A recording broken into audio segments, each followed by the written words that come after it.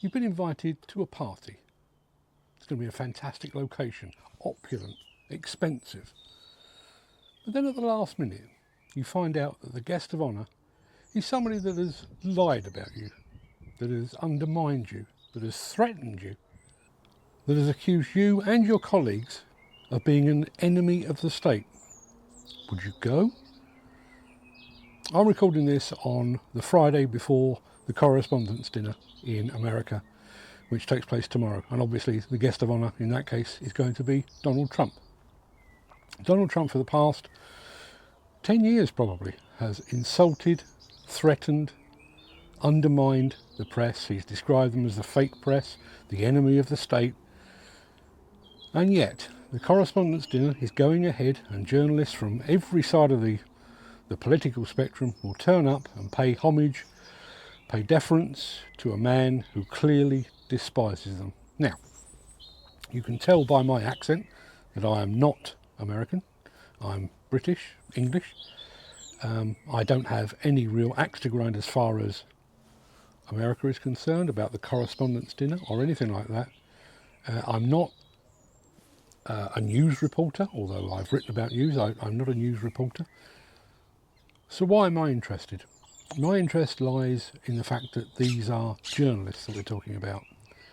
And that's what I am. I'm a journalist. Now, over the course of a career that spanned almost 40 years now, I have attended press events, press conferences, that kind of thing, and on a number of occasions, I'm not saying I'm particularly proud of this, but on a number of occasions I've actually got up and left. In fact, there are some individuals and some companies out there that I would just refuse to deal with. I will not give them the oxygen of publicity that they so clearly crave because of run-ins I've had with them in the past.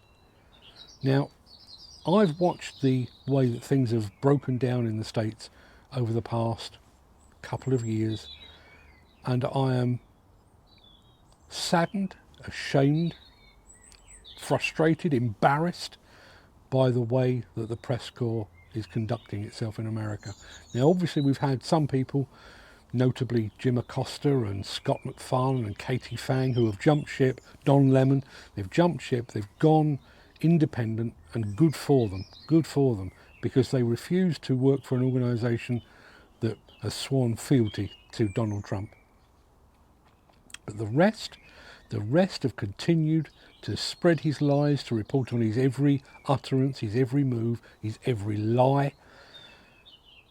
And they're doing it bizarrely in return for access to the White House press corps, access to Donald Trump, access to Kash Patel and Pete Hegseth and people like this. What does that access actually mean? It means they're being granted permission to sit across a table with somebody that clearly despises them and who will lie to their face, lie to the people that they represent, but lie to their face. And on that basis, I'll go back to the opening question. What would you do? Would you attend that dinner? I wouldn't. I absolutely would not attend. And I realise there's been moves to put together a sternly worded letter calling out President Trump's criticism of the press in America. We're beyond that. We're beyond that. You know, accusations of people being terrible reporters and quiet piggy and that kind of thing is unacceptable. Unacceptable, totally and utterly unacceptable. And the very fact that however many press members will actually turn up to that dinner is an embarrassment. They should be ashamed of themselves.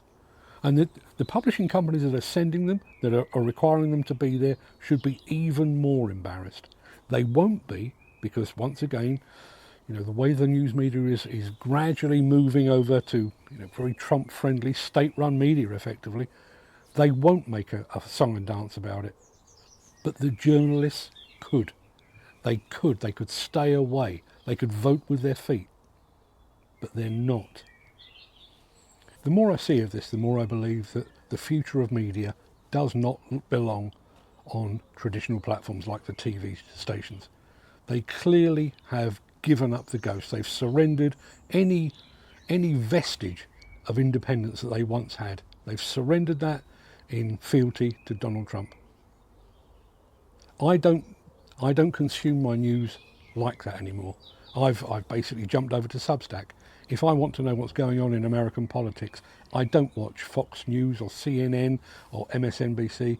I watch Don Lemon or Jim Acosta or Scott McFarlane, because those guys have actually got their finger on the pulse, and they're brave enough to stand up and be counted, and they're also independent enough that they don't have to go and explain themselves to their broadcasters or their publishers or their media company owners. Tomorrow night in America, there is going to be a dinner at which the guest of honour is the enemy of the press. He is the enemy of the free press. He is the enemy of everything that the independent media ever stood for. And the press itself are going along to do his bidding. And they should take a long, hard look at themselves in the mirror. They should stay away, and they should starve him of the oxygen of the publicity that he so clearly craves.